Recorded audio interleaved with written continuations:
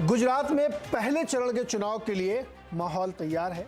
मतदान बंद हो चुका है और 1 तारीख को मतदान होगा।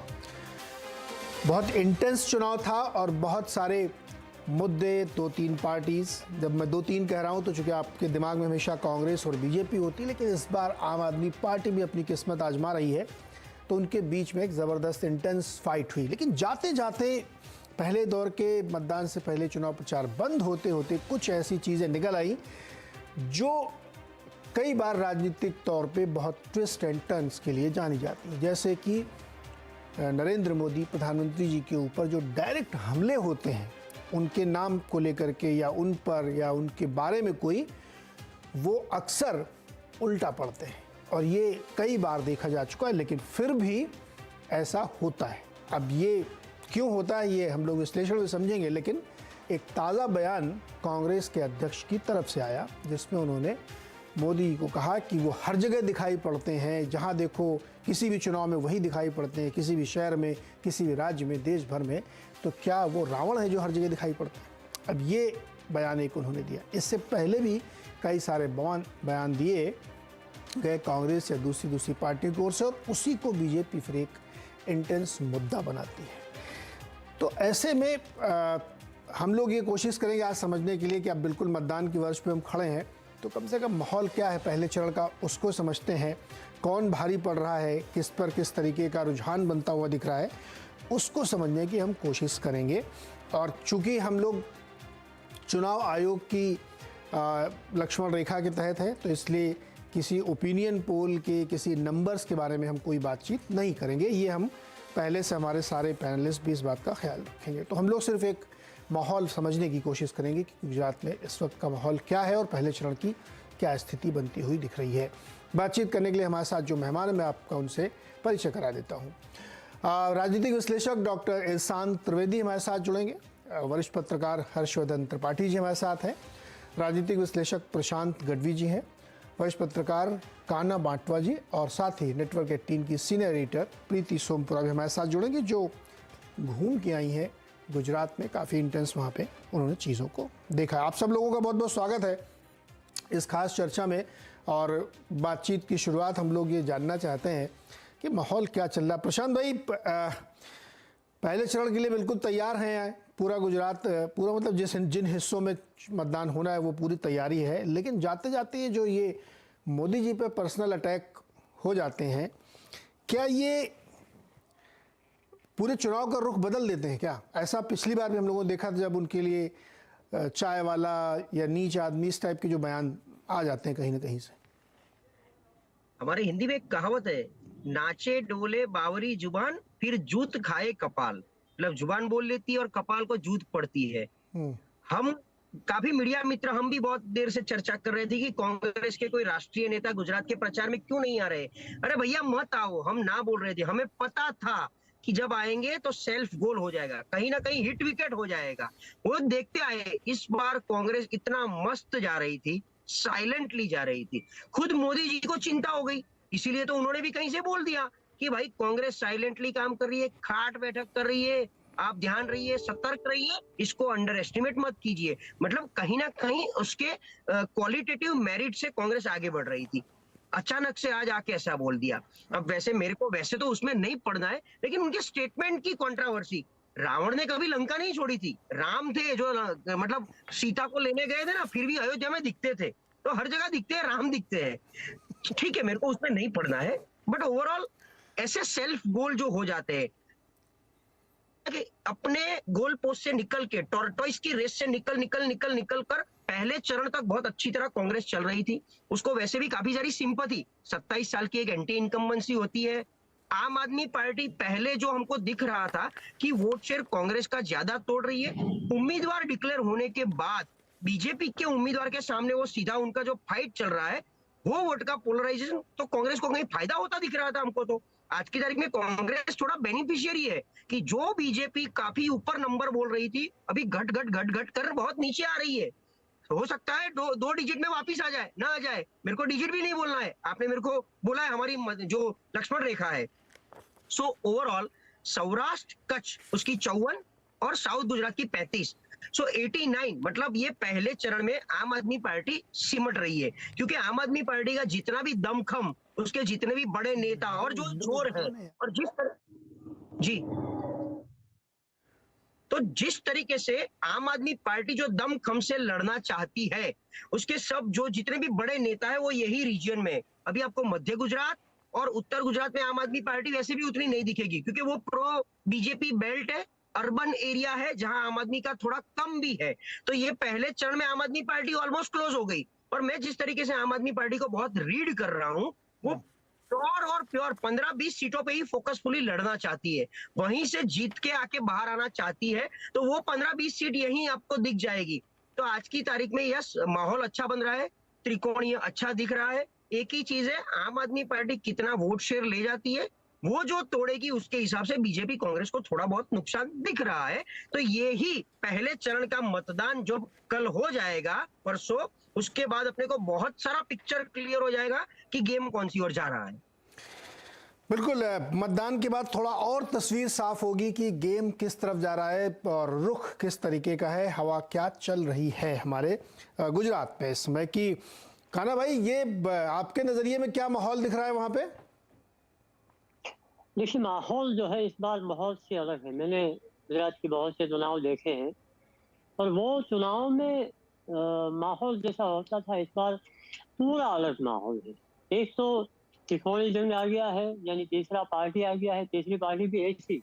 यहाँ त्रिकोणीय जंग हुआ है पहले, ऐसा नहीं कि नहीं हुआ है, बस जब भी हुआ था तो कोई बड़ी जो पार्टी होती है उसमें से कोई आदमी जो असंतुष्ट है वो बाहर निकलता है और वो अपनी पार्टी बना के फिर सामने लड़ता है, तो उसका बहुत ज्यादा जोर नहीं रहता था। जैसे केशव भाई ने किया था, शंकर सिंह ने किया था, बहुत सा ऐसा हुआ। पहली बार कोई बाहर से पार्टी आई है जो कहीं और काम करके भी आई है और वो अपने आप को यहाँ पेश कर रही है गुजरात में। तो ये माहौल पूरा अलग है, ऐसा गुजरात में कभी पहले माहौल नहीं हुआ है। माहौल ये भी है कि गुजरात में इनकी इनकम्बेंसी की जो बात हम करें वो तो पिछले 3 चुनाव से ही है, मगर पहली बार ऐसा हो रहा है कि भाई कांग्रेस भी बहुत अलग तरीके से लड़ रही है। यानी कांग्रेस ने इतना शांत चुनाव कभी नहीं लड़ा है। कांग्रेस बहुत ही शांत, बहुत ही ऐसे पीछे हटके कि हाँ बहुत ज्यादा दिखावा नहीं करना है, ये नहीं करना है, वो नहीं करना है, हमें सिर्फ प्रचार करना है, इस सोचते चली है। और भारतीय जनता पार्टी ने कभी भी इतना जोर नहीं जोड़ा है। करीबन 270 जितनी रैलियां कर चुका है भारतीय जनता पार्टी ये अभी तो 26 दिन में। यानी इतना ज्यादा जोर मैंने अपनी पूरी ये पीरियड में नहीं देखा है कि इतना जोर कोई लगा दे। पीएम की इतनी ज्यादा रैलियां हो गई है, प्रधान मोदी जी गुजरात के हैं तो यहाँ रैलियां करेंगे, मगर इतनी ज्यादा रैलियां पीएम की हो जाए ये भी एक बहुत बड़ा अलग माहौल है। और तीसरा ये कि आम आदमी पार्टी जो है उसने गुजरात में पिछले 6-7 महीनों में। जी कान्हा भाई, इसमें एक चीज मैं जोड़ूंगा, मतलब आप मैं जब देखता हूं कि बीजेपी जिस तरह से चुनाव लड़ती है तो वो पूरा दम लगा देते हैं, वो नगर पालिका का चुनाव हो या लोकसभा का चुनाव हो, है ना। जैसे आपने कहा कि इतनी रैलियां गुजरात में हुई हैं प्रधानमंत्री जी की, उनकी तमाम नेताओं की, वह बहुत अद्भुत है।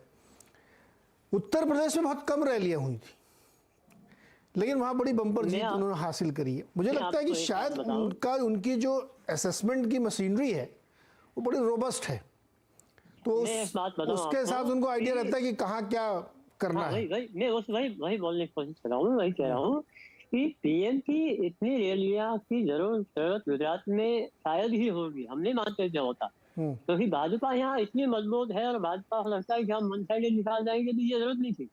मतलब इनको भी लगता है कि इतनी ज्यादा रैलियों की जरूरत है, इतना ज्यादा माहौल बनाने की जरूरत है, इतने लोगों को आने की जरूरत है। पीएम एक जगह पे 2-2 बार रैली करे ऐसा बहुत कम हुआ है, इस बार 3 जगह पे हो गया ऐसा। एक ही जगह पे उसने 2-2 बार रैलियां कर ली है। तो ये दिखाता है कि भाजपा ने अभी तक जो जोर लगा थे उससे दुगना जोर लगा दिया है गुजरात के चुनाव में। और मैं बात कर रहा था आम आदमी पार्टी की, तो आम आदमी पार्टी का मुझे ये रीड कर रहा हूँ, मुझे ये लग रहा है कि पिछले 15-20 दिन में जो है वो उसने गुजरात से अपना फोकस हटा दिया है, कम हो गया उसका फोकस। हो सकता है कि वो एमसीडी चुनाव के कारण से हो, या कोई और वजह हो, मगर उतना फोकस अभी यहाँ सौराष्ट्र में नहीं रहा है जितना पहले था। मतलब शुरू में जोर मारा, अब ठंडे पड़ गए हैं। हाँ, अभी ठंडे पड़ गए, अभी इतना ज्यादा नहीं है। ओके, डॉक्टर ईशान त्रिवेदी, क्या माहौल चल रहा है अब? तो मतलब जो अभी हमारे पत्रकार दोस्त भी कह रहे हैं कि एक तरफा टाइप का दिख रहा माहौल। अब वो भी कह रहे हैं कि आम आदमी पार्टी भी ठंडी पड़ गई और कांग्रेस सेल्फ गोल में माहिर है। आपका असेसमेंट क्या कह रहा है? सर, सबसे पहले तो कोई भी पॉलिटिकल पार्टी अपने कोई एक संकल्प पत्र, अपने घोषणा पत्र और अपने चुनावी वादों से किसी भी जगह पे वो इलेक्शन लड़ती है। जिस प्रकार से माहौल है, अभी तो गुजरात की जनता एक तरफ यो शायद ऐसा बोल रहे हैं कि मोदी जी के खिलाफ किसी ने रावण का शब्द का प्रयोग किया, लेकिन साथ में वही जनता वो भी देख रही है कि भैया यहाँ पे पेपर लीक हो रहे हैं। एक जगह पे ये देख रहे हैं कि भैया मोदी जी के इमोशंस हमारे साथ जुड़े हुए हैं, चलो देश के प्रधानमंत्री हैं, गुजरात से हैं, लेकिन साथ में वो ये भी देख रहे हैं कि सर मोरबी में इतने लोग मर गए लेकिन अभी भी किसी का एफआईआर में जिसका नाम होना चाहिए उसका नाम नहीं है। सबसे पहले ये भी सोचते हैं कि अच्छा चलो भारतीय जनता पार्टी ने 27 साल में क्या किया, लेकिन साथ में ये भी सोचते हैं कि आज लीकर कांड हो रहा है, गुजरात में किसानों को मुआवजा नहीं मिल रहा, और साथ में ऐसी कई चीजें, यानी कि मोदी जी खुद बोल रहे हैं कि कांग्रेस है वो मुद्दों की राजनीति नहीं करती, तो साथ में एक आम आदमी पार्टी ही ऐसी है जो कि मुद्दों की राजनीति करती है। आम आदमी पार्टी ने सबसे चलो ऐसा, उन्होंने अभी अमित शाह जी आए थे, अमित शाह जी ने बोला कि 2002 के बाद यहाँ पे कोई रमखाण नहीं हुए। चलो अच्छा है, गुजरात की जनता थोड़ा सा सेफ महसूस कर रही है, लेकिन आज वही गुजरात में तमंचे आ रहे हैं, ड्रग्स आ रहा है, और हद तो यह है कि उनके जिन पुलिस वालों ने रमखाण में इतना अच्छा काम किया था, उन पुलिस वालों का पे ग्रेड अब तक नहीं बढ़ा था। अरविंद केजरीवाल जी ने यहाँ पे आके जस्ट एक वादा किया कि हाँ हम चुनावी उसमें हम लोग पे ग्रेड बढ़ा देंगे, तो तुरंत भारतीय जनता पार्टी जाग गई कि हाँ भैया हमें तो पे ग्रेड बढ़ाना था। तो जो काम अगर मान लीजिए सिर्फ एक प्रॉपर प्रोपेगेंडा के प्रॉपर प्लानिंग के साथ अगर मान लीजिए कोई नेता अपनी जनता के लिए काम करता है तो उसका असर डेफिनेटली दिखाई देता है। और रहा सवाल कि ठंडा पड़ जाने का, सर ठंडा तो नहीं पड़ता, मगर मुझे लगता है कि अब तक भारतीय जनता पार्टी के पास कोई मुद्दा नहीं था, इसलिए वो भी ठंडी थी। कांग्रेस के पास भी मुद्दा नहीं था। ये पता नहीं क्यों कांग्रेस हर बार इस तरीके से, या तो मैं उसको सेल्फ गोल करूंगा या तो बीजेपी को गिफ्ट कहूंगा, लेकिन इस प्रकार की ऐसी राजनीति डेवलप हुई कि लोग एक्चुअल मुद्दे भूल गए। 135 लोग मर गए, वो भूल के सीधा मोदी जी का ये अपमान हुआ, इसके ऊपर फोकस हो गया।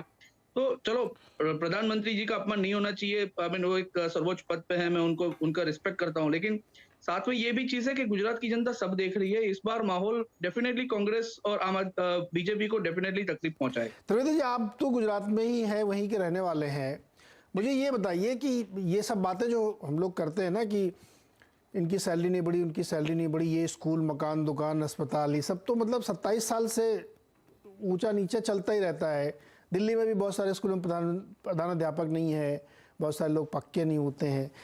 कैसे फिर ये जीतते कैसे रहते लगातार? मतलब ये बताया तो वही रहते हैं लोकल। सर कोई भी है, मुद्दे हैं, मुद्दों के ऊपर तो मैं वही बोलूंगा कि शायद इमोशनली ड्रिवन कभी कोई फैक्टर आ जाता है।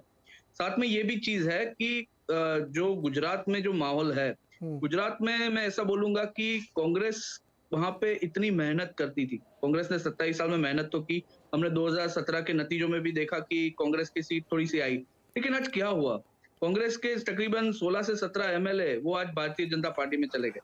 तो अब जनता के पास कोई ऑप्शन नहीं था अब तक, मेरा ऐसा मानना है। और अब धीरे धीरे जिस प्रकार से दिल्ली में काम, पंजाब में जिस तरीके से काम, और ऊपर से जो डेवलपमेंट हो रहा है, इसलिए आम आदमी पार्टी मुझे लगता है इस बार यहाँ पे डेफिनेटली टक्कर देगी।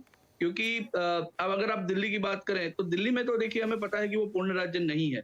इसमें कभी कभी माहौल ऐसा बन जाता है कि कुछ ऐसा है कि जो कि एमसीडी के अंदर आता है, और एमसीडी में भाजपा का शासन है। तो आप कह रहे हैं कि फाइट में है आम आदमी पार्टी। अभी प्रीति सोमपुरा जी घूम के आई हैं गुजरात। प्रीति जी, कौन कौन है फाइट में और क्या माहौल आपने देखा? कई सालों से जो है सीधी टक्कर जो गुजरात से देखने को मिली है वो कांग्रेस और बीजेपी के बीच से ही देखने को मिली है, लेकिन इस बार जो है थोड़ा मुकाबला। प्रीति जी, मैं आपको रोक रहा हूं, आपकी आवाज थोड़ी गड़बड़ है। प्रीति जी, ऑडियो थोड़ा गड़बड़, मैं इसको रिकनेक्ट कराता हूँ। हर्षवर्धन, मेरा सवाल आपसे भी यही है, आप भी घूम के आए, क्या माहौल चल रहा है भाई? ये तो कह रहे हैं कि आम आदमी पार्टी टक्कर दे रही है, वो कह रहे हैं कि कांग्रेस ठंडी पड़ गई है, आम आदमी पार्टी भी ठंडी पड़ गई, सेल्फ गोल वगैरह, क्या माहौल क्या है वहां पर? देखिए नीरज जी, माहौल तो अब जो भी होना है, पहले चरण का माहौल तो बन भी गया। क्या क्या बना? खत्म हो गया और अब जनता वोट देने वाली है। क्या माहौल क्या बना, यही तो बताइए। हाँ, मैं उसी माहौल की बात कर रहा हूं। देखिए, इसमें कहीं कोई संदेह नहीं है कि आम आदमी पार्टी ने बहुत जबरदस्त माहौल बनाया है, और माहौल इतना जबरदस्त है कि जो पार्टी आधा प्रतिशत मत भी पिछले चुनाव में नहीं हासिल कर पाई थी, जो पार्टी सूरत के अलावा कहीं नगर निगम के चुनाव भी नहीं जीत पाई थी, उस पार्टी को चैलेंजर की तरह देखे जाने लगा। उसके पीछे वजह क्या है? उसके पीछे वजह ये कि जिस कांग्रेस पार्टी के पास गुजरात में इतना स्ट्रांग कैडर था, वो पार्टी सुषुप्तावस्था में है, वो जाग नहीं रही है, वो सो रही है। राहुल गांधी वहां एक तरह से कहें कि रस्म अदायगी के लिए पहुंचते हैं, और अभी जब खड़गे जी पहुंचे भी हैं, तो मुझे तो लग रहा है कि खड़गे जी जैसे कहा गया हो या उनके मन में आया हो कि सोनिया गांधी जी अध्यक्ष थी, राहुल गांधी जी अध्यक्ष थे, तो जैसे उनके बयानों से भारतीय जनता पार्टी को लाभ मिलता रहा, तो इस बार के 5 साल भारतीय जनता पार्टी को दिलाने की जिम्मेदारी हमारी है। तो वो अपने बयान वहां देकर आए। लेकिन आम आदमी पार्टी फोकस्ड है। ये ठीक है कि उनकी ताकत इतनी नहीं है, उनके पास नेता नहीं है, उनके पास लोग नहीं है, और जिसको कहते हैं कैडर तो कतई नहीं है। उनको हर सीट पर प्रत्याशी भी नहीं मिला, बड़ी मुश्किल से खोजने पर मिला है। सबसे ज्यादा अपराधी उनकी पार्टी में, यानी जिनको कहीं कोई टिकट नहीं मिला, वो टिकट उन्होंने दिया है। लेकिन उन्होंने माहौल बनाए रखा। जैसे जमुना जी में वो गंदगी नीचे जमी रहती है लेकिन झाग ऊपर दिखती है ना, तो आम आदमी पार्टी उसी झाग की तरह है, लेकिन वो दिख तो झाग रही है। अब मतदाता जब मत देने जाएगा तो कहां वोट डाल के आएगा, ये बड़ा सवाल है।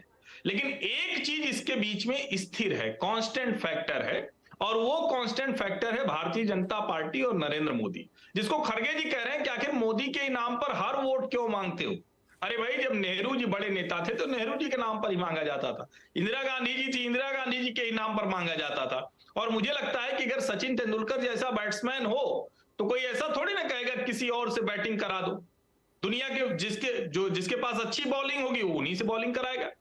गुजरात की जनता के लिए मोदी ब्रांड अभी भी सबसे ज्यादा भरोसे का है, और जो ये आम आदमी पार्टी ने माहौल बनाया है उसका लाभ भारतीय जनता पार्टी को मिल रहा है। जो 2017 से कांग्रेस बढ़ती, वो कांग्रेस घटती दिख रही है, भारतीय जनता पार्टी आगे निकलती हुई दिख रही है। आपको सीटें कितने मिलेगी, अभी इस पर मुझे आज भी संदेह है। मतलब आप कह रहे हैं ये जो टेक्टिकल वोटिंग होगी, वोट काटे जाएंगे। अब चूंकि पता नहीं कितने परसेंट मिलेंगे, इसलिए मैं नहीं कह सकता कि उनका रोल क्या वहाँ पे, लेकिन वोट कटने की वजह से बीजेपी को सीटों में फायदा हो सकता है, आप ये कहने की कोशिश कर रहे हैं? निश्चित तौर पर, और उसको मैं एक छोटा सा उदाहरण बताता हूं आपको। जो ऐसी करीब 2 दर्जन सीटें हैं जहां 5000 से कम पर हार जीत हुई, उसमें कुछ सीटें भारतीय जनता पार्टी जीत गई, कुछ 700-800, 600, 1200, 1500 ऐसे से कांग्रेस पार्टी भी जीती। ये जो 2 दर्जन सीटें हैं, यहां आम आदमी पार्टी के होने का सीधा मतलब है कि भारतीय जनता पार्टी जहां बहुत कम अंतर से हारी है, वहां एक अच्छे इजी मार्जिन से जीत जाएगी। जहां कम मार्जिन से जीती है, वहां इजी मार्जिन से जीतेगी, यानी ज्यादा अंतर होगा। और जहां हार गई कम अंतर से, वहां वो जीतने की तरफ बढ़ जाएगी। तो ये एक बहुत बड़ा फैक्टर है, और इसीलिए भारतीय जनता पार्टी उन 2 दर्जन सीटों पर विशेष प्रयास कर रही है जहां वो बहुत कम अंतर से हारी थी, जो कम चर्चा में आता है, क्योंकि रैलियां चर्चा में आती हैं, उसके भाषण चर्चा में आते हैं, लेकिन ये बहुत ज्यादा इस बार भारतीय जनता पार्टी का जोर है। ओके प्रशांत, ये जो मोदी जी के ऊपर अटैक किया जाता है, उनको तरह तरह की बातें बोली जाती हैं, और उसको फिर बीजेपी बहुत स्ट्रेटजिकली, बहुत स्मार्टली कन्वर्ट कर देती है। और उसके पीछे एक बैकग्राउंड में दर्शकों के साथ वो शेयर करना चाहता हूँ। देखिए, गुजरात के बड़े नेताओं को राष्ट्रीय मंच पर उस तरह से आदर सम्मान नहीं मिला ऐतिहासिक तौर पे, तो उसकी वजह से एक विशेष तौर पे लोगों के मन में गुस्सा होता है। पटेल साहब का जिक्र बार बार आता है, और भी कई बड़े नेताओं का आता है, जिससे उनको लगता है कि अगर कोई एक व्यक्ति है तो आप उसको इस तरह से क्यों करें। उसी बैकड्रॉप में जब आप मोदी जी के लिए कुछ भी बोलते हैं तो शायद एक्सेप्ट नहीं करते होंगे लोग। ऐसा मुझे एक बड़े वरिष्ठ पत्रकार ने बताया कि ये एक बहुत विशेष फैक्टर है कि अगर आप मोदी जी के ऊपर पर्सनल अटैक करेंगे तो आप गुजरात में मुँह की खाएंगे। और आम आदमी पार्टी ने इसको बहुत करीने से समझ लिया, इसलिए वो सीधे मोदी जी की बात ही नहीं करते, वो दूसरी तरफ से आते हैं, क्योंकि उनको ये मालूम है शायद कि ये अटैक मुंह के खाने वाली बात है। लेकिन ये कांग्रेस बार बार करती है और रिपीटेड गलती है। क्या ऐसा है क्या कि वहाँ के लोगों के पास विशेष प्रेम है जिसकी वजह से वो मोदी जी के खिलाफ कुछ सुनना नहीं चाहते हैं, और उनसे उनका लगाव जिसकी वजह से वो बार बार जीतते हैं, और इस बार भी तमाम सर्वे बता रहे हैं? सर, आपने 2018 का मध्य प्रदेश, छत्तीसगढ़, राजस्थान का चुनाव देखा होगा। उसमें एक सूत्र था, मोदी से कोई बैर नहीं पर वसुंधरा तेरी खैर नहीं। मोदी से कोई बैर नहीं और शिवराज तेरी खैर नहीं, तो जिसकी खैर नहीं उसको हटाया, सरकार से हटाया।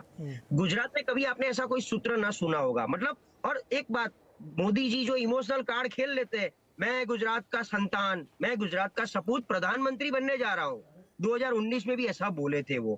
तो आपका गुजरात का बेटा प्रधानमंत्री बने, उसमें आपको कोई दिक्कत है क्या? तो ये जो इमोशनल कार्ड, और आज की तारीख में देखिए, गुजरात में सीएम कोई भी हो, सब लोग बोलते हैं ये सीएम वो सीएम, सीएम कोई भी हो, मोदी जी के नाम से सब किया धराया जाता है। तो सीएम का फेस डल पड़ता है, पीएम का फेस आगे निकलता है। आज की तारीख में गुजरात में ऐसी जनता है, जनता छोड़ो सर, मैं तो कार्यकर्ता भी बोलता हूँ, कांग्रेस के कार्यकर्ता, मतलब वो काफी लोग ऐसे होते हैं कि भाई मोदी जी है तब तक हम बीजेपी के साथ हैं, मोदी जी नहीं होंगे फिर हम सोचेंगे किसके पास जाना है, किसको वोट देना है। लेकिन जब तक मोदी जी, गुजरात में एक इमोशनल अटैचमेंट हो चुका है। सो 2002 से लेके आज तक, मतलब मुख्यमंत्री रहे, ऊपर गए, ऊपर जाने के बाद गुजरात के साथ उनका जो नाता रहा है, जो उनकी लगातार जो मुलाकातें होती रहती है कोई ना कोई रीजन पे, फॉरगेट इलेक्शन है, सभाएं रैली जो होती रहेगी, उसके अलावा जितनी बार वो आते हैं, प्रचंड उनकी जो रोड शो होती है, रैली होती है, तो कहीं ना कहीं लोग आज की तारीख में गुजरात में मोदी जी के चेहरे को पसंद करते हैं, और उसके हिसाब से 2-5% वोट शेयर भाजपा का बढ़ जाता है। तो डेफिनेटली मोदी जी के ऊपर कोई भी अटैक, और शाब्दिक अटैक, जब पता है विरोधियों, मतलब कांग्रेस के जो विरोधी है, जो बीजेपी की जो फौज है, वो सोशल मीडिया से लेके उनकी जो फौज है, वो इसका इतना सारा उपयोग कर लेगी, मतलब उनको भी पता है कि यूज हो जाएगा ये स्टेटमेंट, फिर भी कांग्रेस क्यों देती है? मतलब ये कुल्हाड़ी पे पैर, मतलब पैर पे कुल्हाड़ी मारना, ऐसी बात है। तो कुल्हाड़ी ढूंढ के लेके आए और उसके ऊपर पैर रखा है धड़ाम से, और ऐसी गलती वो बार बार करते रहते हैं। 19 में क्यों करते हैं ऐसा प्रशांत भाई, क्यों करते हैं ऐसा?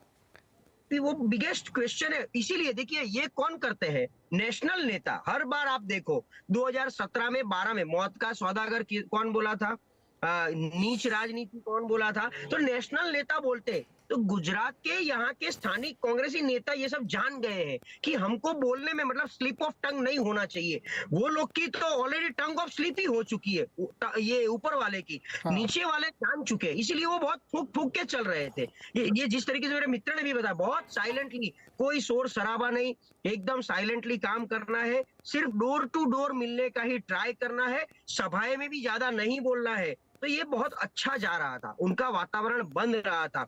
ऐसे मतलब आम आदमी पार्टी बहुत बड़ा थ्रेट बन के आई थी, फिर भी कांग्रेस एक अच्छा माहौल बना रही थी, कहीं ना कहीं उसको शायद सिंपैथी भी मिल रही थी। क्योंकि देखिए, जनता भी बहुत स्मार्ट है।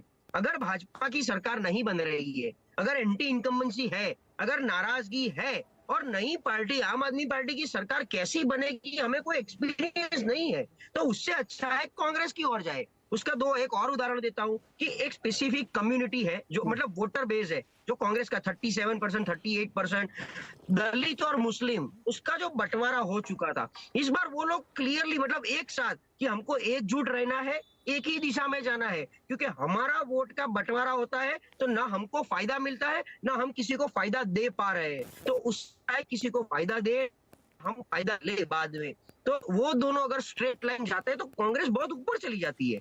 और इसीलिए AIMIM जैसा भी आया तो भी इतना माहौल नहीं बना उसका, भले वो मुस्लिम कम्युनिटी से है, फिर भी माइनॉरिटीज पूरा वन वे जा रहा है। आपको पता चल जाएगा इलेक्शन के बाद, अगर आप देखोगे तो वोट प्रति शेयर में। तो ये कांग्रेस के बड़े नेता ऐसा क्यों कर रहे हैं, वो कांग्रेस को जानना पड़ेगा, क्योंकि आने वाले टाइम में 2024 में भी उनको ये टफ पड़ेगा अगर ऐसा ही रहा तो। और गुजरात में आज 27 साल से नहीं, अगर इस बार भी नहीं आई, सरकार नहीं बनी उनकी, तो कांग्रेस की पूरी एक कैडर खत्म हो जाएगी फिर, क्योंकि फ्रस्ट्रेशन बढ़ेगा। जिसने 2000 में कांग्रेस ज्वाइन किया है, वो आज 25 साल देने के बाद वो कुछ नहीं कर पा रहा है, यहाँ पर ना सत्ता में है, ना सत्ता भोग पा रहा है, तो वो फ्रस्ट्रेट हो जाएगा। तो दूसरा अभी नया कैडर खड़ा करना, बहुत मुश्किल काम होगा। बहुत मुश्किल काम है। और तब तक तो आम आदमी पार्टी शायद सेकंड टर्म में तो बहुत आगे चली जाएगी, अगर ऐसा कांग्रेस का ऐसा ही रहा तो। इस बार अगर आम आदमी पार्टी थोड़ा बहुत परफॉर्मेंस देती है, डबल डिजिट में वोट शेयर आ जाता है, सीटों में सफलता मिले ना मिले, लेकिन वो ट्राई करेंगे, तो 2027 का माहौल तो बहुत अलग होगा आम आदमी पार्टी के लिए, अगर वो कंसिस्टेंट मेंटेन कर पाते हैं तो। जी, प्रीति सोमपुरा हमारे साथ जुड़ गई है। प्रीति, क्या माहौल है, क्या देखा आपने, घूम फिर के आपने क्या एसेस किया?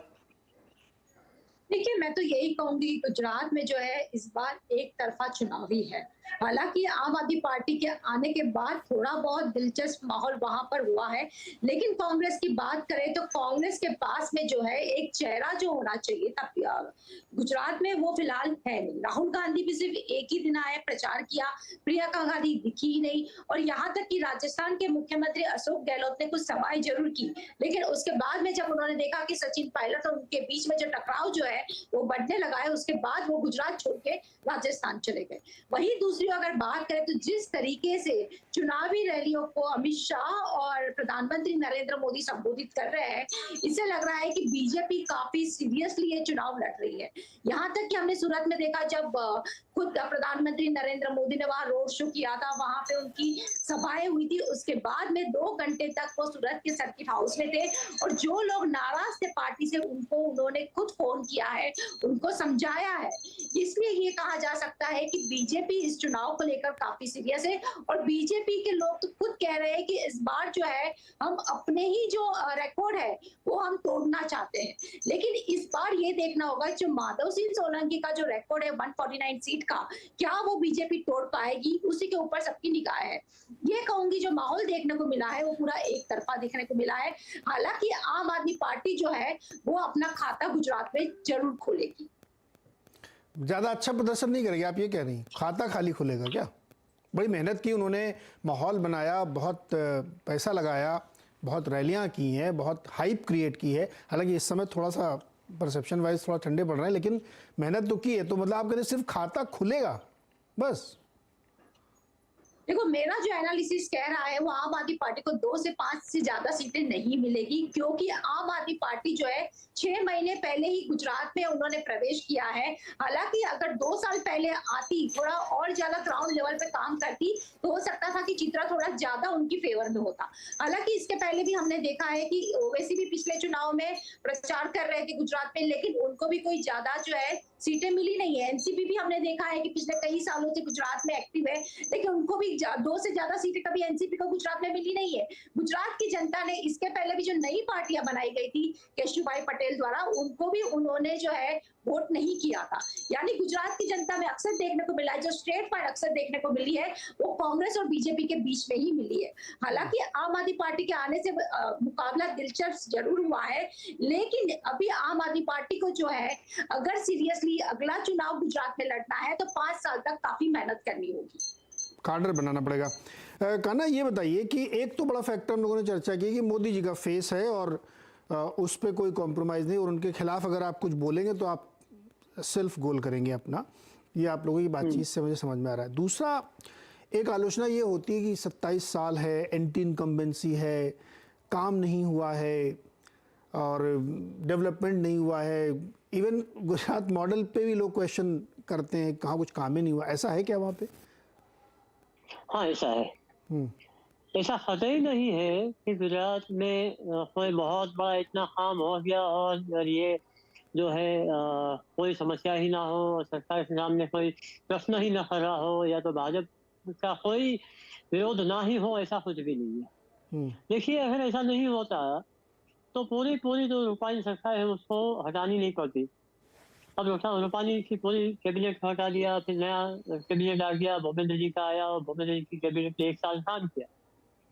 अब उससे भी लोगों को बहुत ज्यादा कोई अपेक्षाएं उनकी पूरी होगी ऐसा भी नहीं है।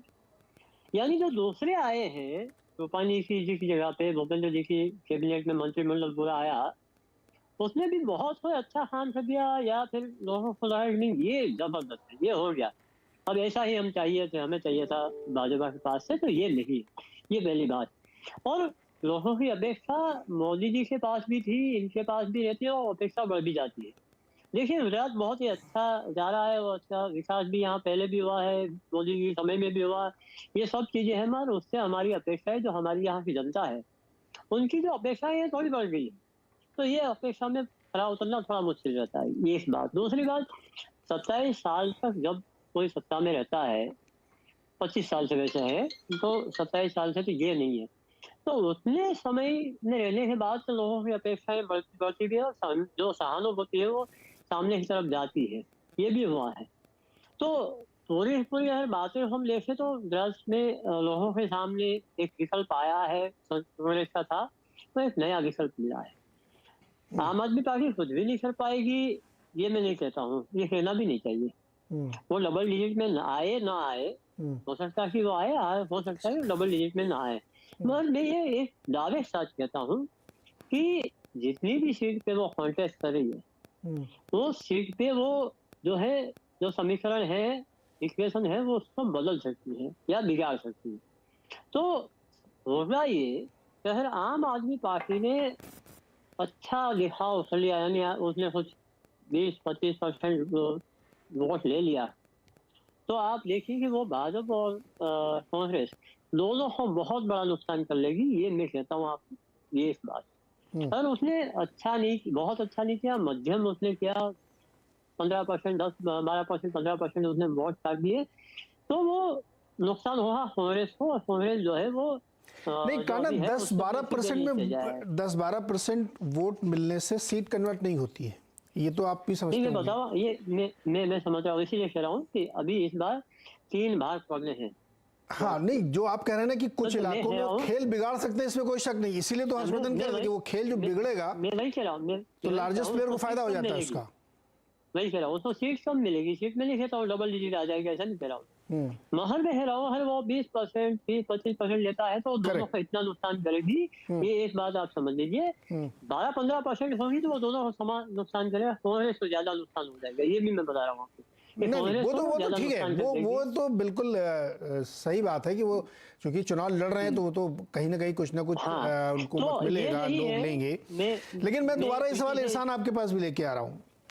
देखिए, ये बात सिंपली समझ में नहीं आती कि Gujarat one of the developed state in the country है ना, 3rd-4th नंबर पे उसकी स्टेट GSDP चलती है, टॉप क्लास की उसकी पर कैपिटा इनकम है।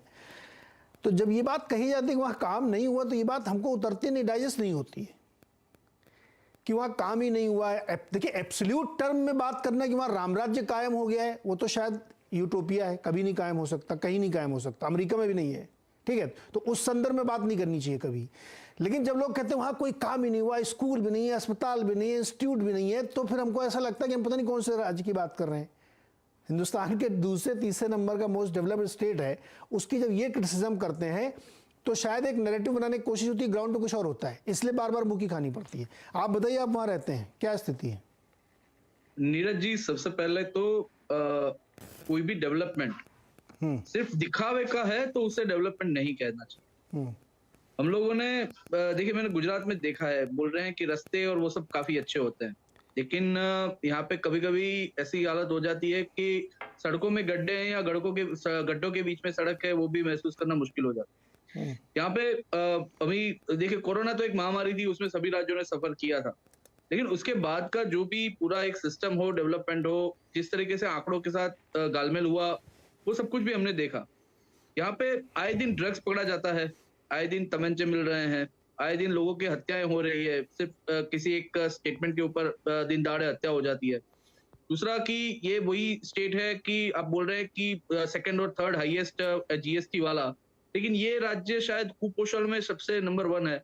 मैं अपने राज्य की बुराई क्यों करूं, मुझे तो मेरा राज्य सबसे ज्यादा पसंद है, लेकिन जिस प्रकार से माहौल बन रहा है, या आपने जो किया है वो करिए, वो उसमें कुछ गलत नहीं है। चलिए, आपने बोला है कि हमने यहाँ पे ये इतने सारे IT सेक्टर लेके आए, हम लोग यहाँ पे टाटा नैनो प्लांट लेके आए, हमने ये किया वो किया, चलो अच्छा है, लेकिन जो चीज किसी को ऑलरेडी डेवलप्ड है, उस पे आप बोलेंगे कि नहीं, इसका सिर्फ नामकरण मैंने कर दिया, ये स्टेडियम कोई और नाम का था, दूसरे नाम का हो गया, इस प्रकार का। मैं स्टैच्यू ऑफ यूनिटी की तारीफ करूंगा, स्टैच्यू ऑफ यूनिटी अच्छी है, उससे रोजगार बढ़ा, उससे वो सब पूरा एक डेवलपमेंट हुआ, लेकिन साथ में जिस प्रकार की सिचुएशन है वहां पे, यहाँ पे लोगों के पेपर लीक हो रहे हैं। अब युवाओं की करियर के साथ तो नहीं खेल सकते। तो कहाँ गया वो डेवलपमेंट? ऐसा अगर इतना इतना अच्छा राज्य है, इतना डेवलप्ड राज्य है, तो हम लोग एक पेपर को नहीं संभाल सकते, तो किस तरीके से हम सब दावे कर रहे हैं कि पेपर लीक नहीं होगा कभी, ये सब देखना मीन्स।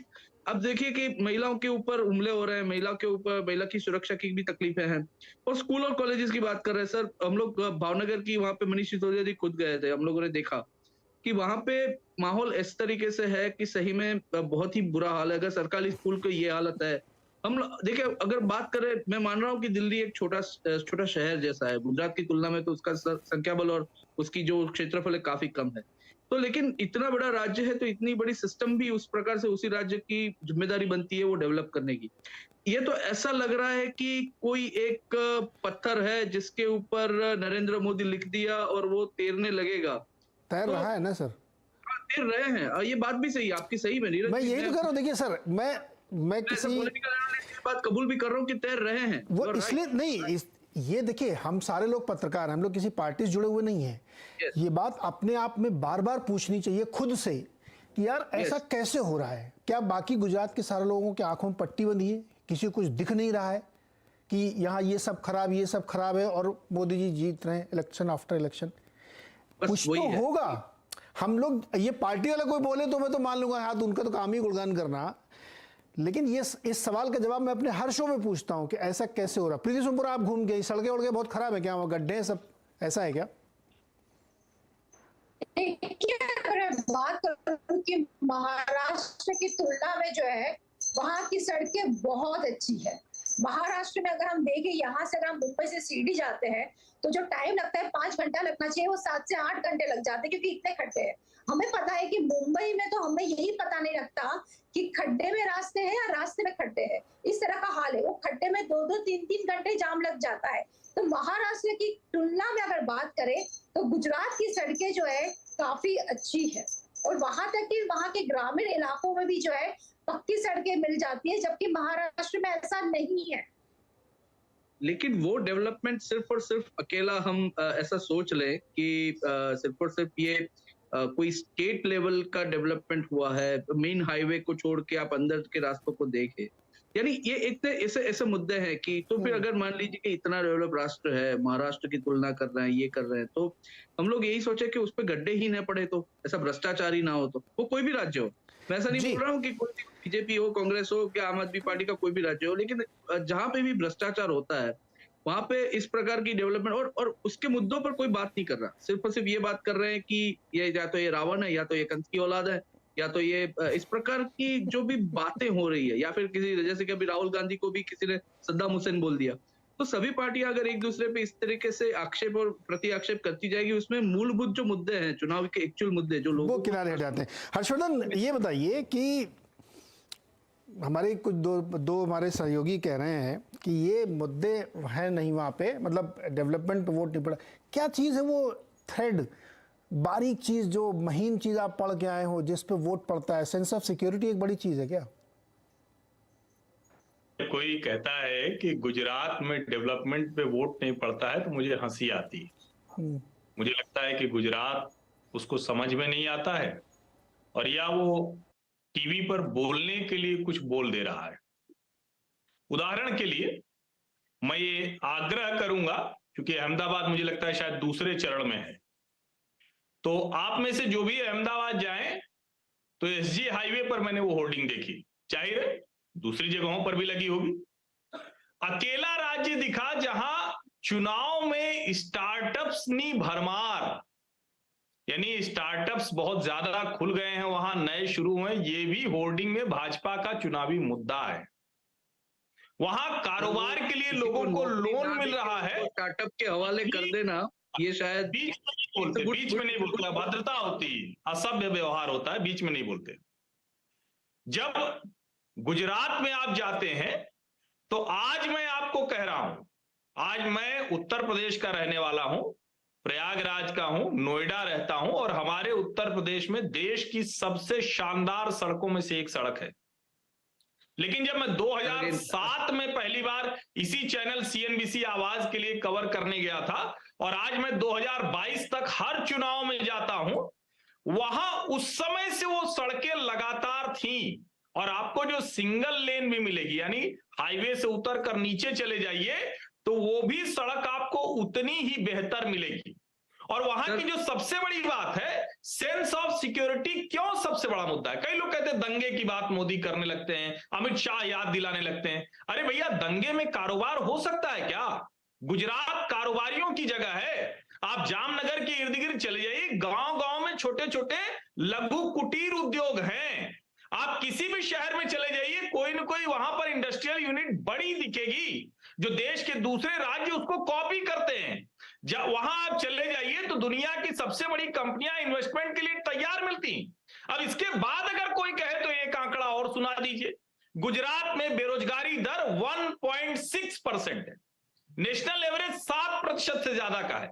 अगर इसके बाद भी आपको लगता है कि गुजराती विकास के मुद्दे पर चुनाव नहीं करता, वोट नहीं करता, तो इसका मतलब या तो आप खुद भ्रम में हैं या देश को भ्रम में रखने की कोशिश कर रहे हैं। जो अरविंद केजरीवाल कहते हैं कि मैं तो कृष्ण हूं, एकदम कंस को सबको मारने आया हूं, इस तरह की बात वहां उनको नहीं करनी पड़ती। छोटा सा एक ब्रेक लेना मुझे, मैं लौट के आता हूं, इस चर्चा को आगे बढ़ाता हूं। बहुत छोटा सा ब्रेक, तुरंत वापस आते हैं।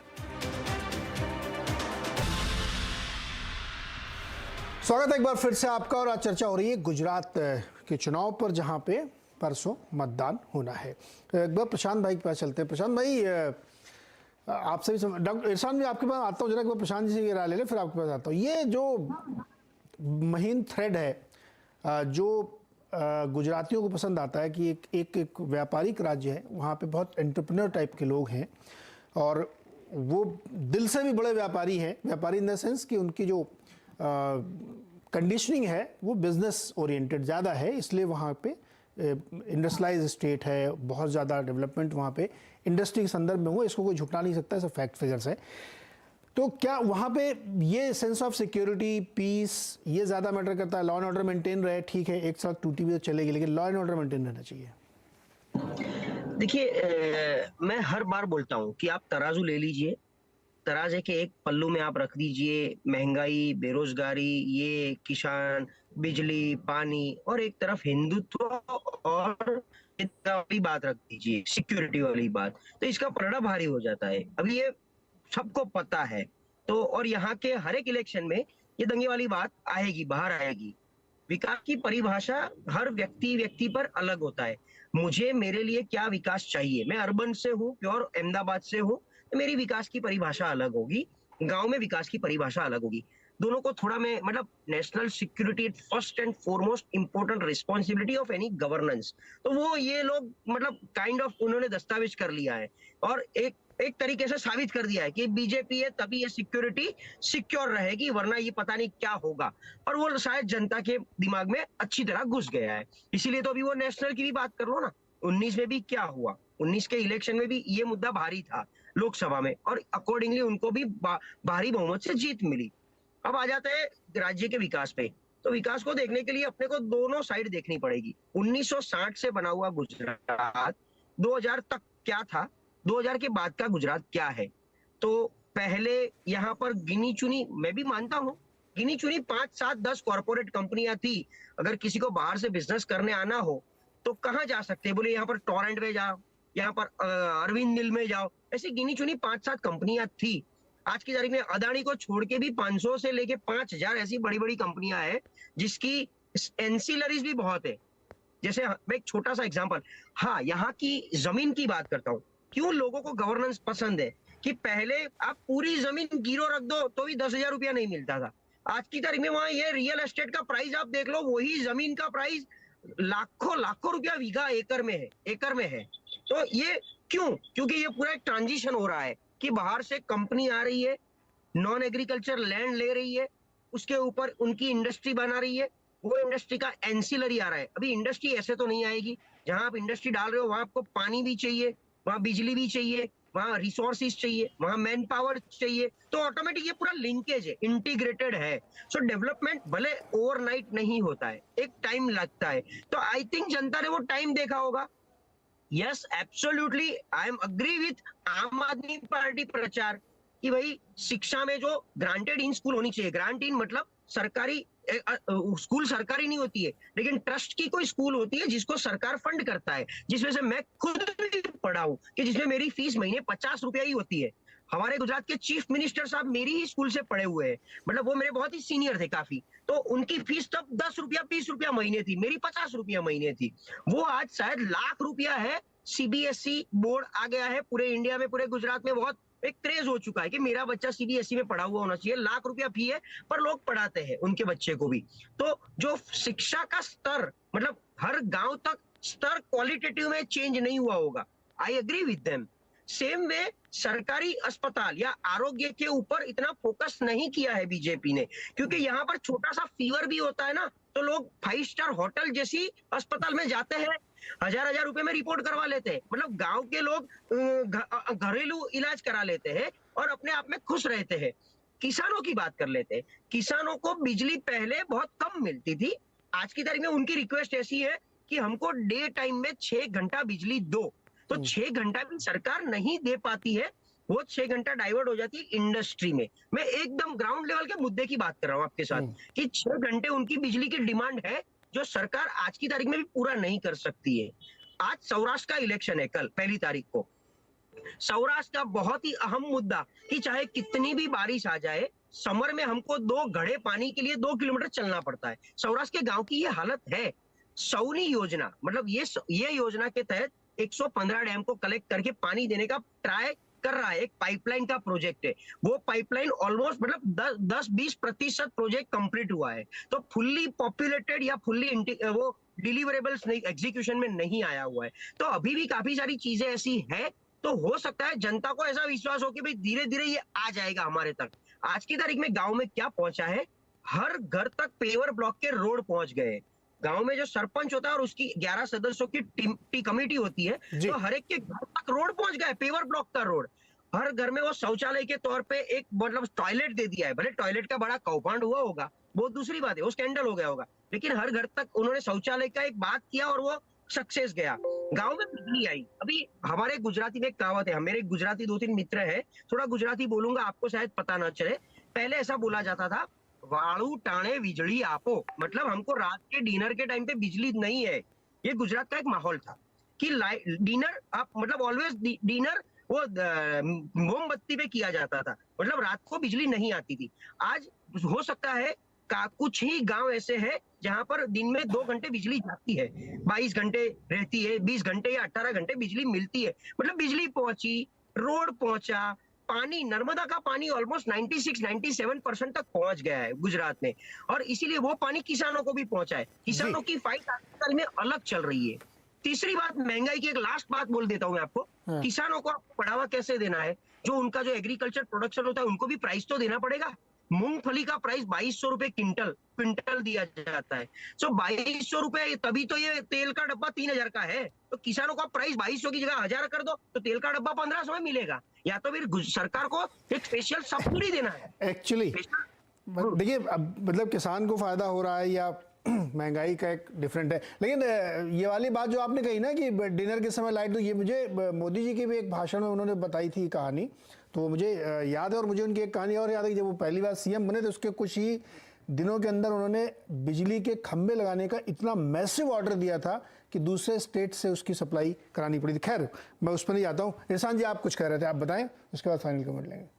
देखिए, मैं हर्षवर्धन जी का बहुत ही आदर करता हूँ, और लेकिन मैं साथ में उनको ये एक जस्ट प्लीज आप अपने दिल पे मत लीजिएगा, लेकिन मैं इतना 100% बोलूंगा कि सिर्फ एक सीजी रोड वाला रोड दिखा के गुजरात की हालात नहीं बयां की जाती, और प्रयागराज का एक रोड, मॉडल रोड दिखा के पूरे यूपी की भी हालत बयां नहीं की जा सकती। दूसरी बात कि जिस तरीके से प्रशांत गढ़वी सर ने बोला कि दरेक की विकास की वो परिभाषा अलग अलग है, लेकिन मैं ये भी कहूंगा कि मैंने ये ऐसा तो नहीं कहा कि भाई टाटा नैनो आया ही ना। मैं मानता हूं कि वो उसमें वो डेवलपमेंट उस प्रकार से हुआ है, स्टैच्यू ऑफ यूनिटी बना है, उस प्रकार से डेवलपमेंट हुआ है। लेकिन हमने ये भी देखा है कि राधनपुर में जब एक हॉस्पिटल का ऑडिट हुआ तो वहां के हॉस्पिटल के बच्चों को, नर्सिंग स्टाफ को पेशेंट की तरीके से सुला दिया गया, तो ये गुजरात के लिए शर्म की बात है। दूसरी बात कि मोरबी का पुल हुआ, कांड हुआ, 135 लोग मर गए, तो ये भी नहीं होना चाहिए था ना। मैं ऐसा नहीं बोल रहा हूँ कि आप कुछ चीजें कर दो और सब कुछ छोड़ दो। ऐसा तो अगर मैं डॉक्टर के तौर पे ऐसा सोचूं कि मैं सारे रोग पढ़ लूं और मैं मलेरिया को छोड़ दूं, कि भैया मलेरिया वाला पेशेंट मेरे पास आएगा, भाई मैं ये नहीं करता क्योंकि मैंने पढ़ाई नहीं की। इस प्रकार से कोई भी अगर गवर्नेंस चलेगी तो उसमें नुकसान ही होगा, और सब कुछ मोदी जी थोड़ी करेंगे। अब चलो मान लेते हैं मैं मोदी जी का कार्यकाल था, मोदी जी ने टाटा नैनो को लेकर ये उन्होंने डेवलपमेंट किया, ये सारा किया, मोदी जी ने लाइट नहीं की तो उन्होंने बॉडी कंबो का ऑर्डर दिया। लेकिन अभी गुजरात में भूपेंद्र भाई की सरकार है, उसके पहले विजय रूपाणी जी की थी, उसके पहले आनंदीबेन पटेल की थी। तो ये सारी चीजों में भी फिर सिर्फ और सिर्फ मान लीजिए सिर्फ मोदी जी, मैं जैसे कि एमसीडी के इलेक्शन में मोदी जी कूड़ा उठाने नहीं आएंगे, वैसे ही कि अभी गुजरात के इलेक्शन में गुजरात की जो जनता के प्रॉब्लम्स है, सिर्फ और सिर्फ नाम दे के चला देना, ये सारी चीजों में ऐसा मानता हूं कि जनता, और आज का जमाना बहुत फास्ट है। अरे नाम ही चल रहा है इरशान भाई, मुझे अगर मान लीजिए कि एक बार भी नहीं मिलता। डॉक्टर त्रिवेदी सुनिए ना सर, केजरीवाल जी का नाम ही चल रहा है ना, पंजाब के सीएम थोड़ी है, पंजाब के सीएम थोड़ी बनेंगे, नाम ही चल रहा है उनका, उनके नाम पे मॉडल चल रहा है। अब पता नहीं उस मॉडल में क्या हो रहा है, लेकिन देखिए हर पार्टी का एक बड़ा नेता होता है, उसके नाम पे लोग वोट मांगते हैं, उसके नाम पे सरकारें चलती हैं, और इसमें कोई गलत नहीं है। राहुल जी पूरे देश पे जाते हैं, तो हर एक पार्टी का अपना यूएसपी है, इनके लिए मोदी जी हैं। अब केजरीवाल जी थोड़े गुजरात के सीएम बनेंगे, आशुदानी बनेंगे, लेकिन उनके विचार और उनकी योजनाओं को वो लागू करेंगे। पंजाब में जैसे भगवान मान जी लागू कर रहे हैं, मैं वही बोल रहा हूँ नीरज जी, विचार और योजना, क्योंकि विचार और योजना ये तो सर गुजरात की जनता आप लोग तय करेंगे किसकी विचार योजना बढ़िया। सर समय कम बच रहा है, इसलिए मैं छोटे छोटे कमेंट लेना चाहता हूँ, समय एकदम खत्म हो रहा है, हम लोगों ने काफी चर्चा की। हर्षवर्धन 30 सेकंड आपके लिए, फिर कान्हा जी के पास जाएंगे, बताइए। सिर्फ 30 सेकंड। मैं निवेदन करूंगा कि डॉक्टर इरशान द्विवेदी उनसे 2 बार चेक करें, क्योंकि मैंने कहीं कि प्रयागराज की सड़क देखकर उत्तर प्रदेश की सड़क देखिए। मैं चुनौती देता हूं, दिल्ली से आप बिहार चले जाइए, कलकत्ता चले जाइए, अगर उत्तर प्रदेश की एक सड़क आपको खराब मिल जाए तो मुझसे बात कीजिएगा, मैं यही रहता हूं, दिन भर गाड़ी से ही यात्रा करता हूं, जाता हूं। गुजरात में भी मैंने एसजी हाईवे पे स्टार्टअप्स की भरमार बताई थी होर्डिंग, सड़क मैंने कहा था सिंगल लेन भी। तो भैया डॉक्टर साहब, आप अपने मरीजों के साथ भी अत्याचार मत कीजिएगा कि मन में आप जो है वही वाला पर्चा लिख दीजिए, बचिए इससे। ये तरीका ठीक नहीं है, बहुत बुरा हो जाएगा, मरीजों की जान पर बनाएगी। आप सुना कीजिए, देखा कीजिए, डायग्नोसिस करके धैर्य जरूरी है। जी कान्हा जी बोलिए, फाइनल कमेंट सर, 30 सेकंड बोलिएगा, ज्यादा समय नहीं है आपके पास। हाँ, मैं दोनों दोस्तों की बात सुन रहा था, मुझे लगा कि यार ये कुछ सड़क मुद्दे पे अपन चले जा रहे हैं। सड़कें अच्छी है, बहुत समय से अच्छी है, और मोदी जी के पहले भी अच्छी थी, ऐसा नहीं है कि सड़कें बहुत खराब है। हाँ, कोई सड़क खराब हो जाती है, बारिश में हो जाती है, तो ये बात सही है, और सड़कें गुजरात में अच्छी है, तभी तो विकास हो पाया है। तो सड़कें बहुत बड़ी बात नहीं है, मैं कह रहा था, और हमेशा हमें समझना चाहिए कि सिर्फ सड़कों के मुद्दे पे या चुनाव नहीं लड़ जाते। गुजरात में इस बार जो चुनाव लड़ जा रहे हैं उसमें बहुत बड़ा कोई मुद्दा है नहीं, और बगैर मुद्दे की, यानी बहुत कम मुद्दों पे अभी चुनाव लड़े जा रहे हैं, इसलिए रावण का मुद्दा भी आएगा, इसलिए ये सब मुद्दे भी आएंगे।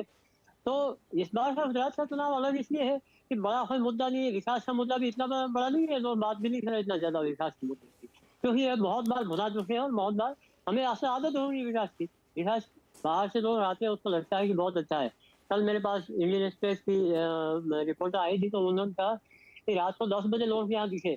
मैंने कहा रात को 10 बजे 2 बजे दिखेंगे आपको लोग, 2 बजे आप जाएंगे, अकेले घूमेंगे तो फिर भी नहीं होगा। ये हमारे यहाँ आदत हो गई है, गुजरात में विकास की भी आदत है, सुरक्षा की भी आदत है, और ये जो है बार जो बन रहा है वो चुनाव आप अलग देखेंगे। जी सर, तो चर्चा ये रही, और हम लोग अब इंतजार करेंगे। एक चीज़ मैं यहाँ ये कहना चाहता हूँ, देखिए विकास की पहली शर्त है कि सड़क, बिजली, पानी दुरुस्त होनी चाहिए, चकाचक। तो जिस राज्य में अगर ये विकास हो रहा है तो वहाँ ये आप गिवन मान के चलिए वहाँ ठीक होगा। लेकिन इसी के साथ मैं ये कह रहा हूँ कि आप भारतवर्ष में पिछले 10, 15, 20 सालों में ऐसा हुआ है कि आप किसी भी राज्य में जाइए, आप राजस्थान चले जाइए, उड़ीसा चले जाइए, तमिलनाडु चले जाइए, यूपी चले जाइए, बिहार जाइए, सड़कों पे बहुत काम हुआ है। ये एकदम फैक्ट है कि इर्रेस्पेक्टिव की किसकी गवर्नमेंट है, बहुत इंप्रूवमेंट हुआ है, सड़कें बहुत अच्छी हुई हैं पूरे देश की। तो ये क्रेडिट आप एज ए कंट्री आप प्राइड कर सकते हैं, क्योंकि मैं बहुत रोड से ट्रेवल करता हूँ, मैंने साउथ बहुत घूमा सड़कों से, बहुत अच्छी सड़कें सभी जगहों की बनी हुई हैं। लेकिन उसके साथ होता है इकोसिस्टम, जिससे रियल डेवलपमेंट होता है, इंडस्ट्रीज आती है, बिजनेस फ्लरिश करता है। तो वो अगला चैलेंज होता है। वैसे भी तमाम मुद्दों के बीच में कौन सा मुद्दा क्लिक कर जाए, ये तो हम लोगों को नतीजों में पता चलेगा। फिलहाल आज के लिए इतना ही। बहुत बहुत शुक्रिया आप सभी मेहमानों का हमारे साथ जुड़ने के लिए।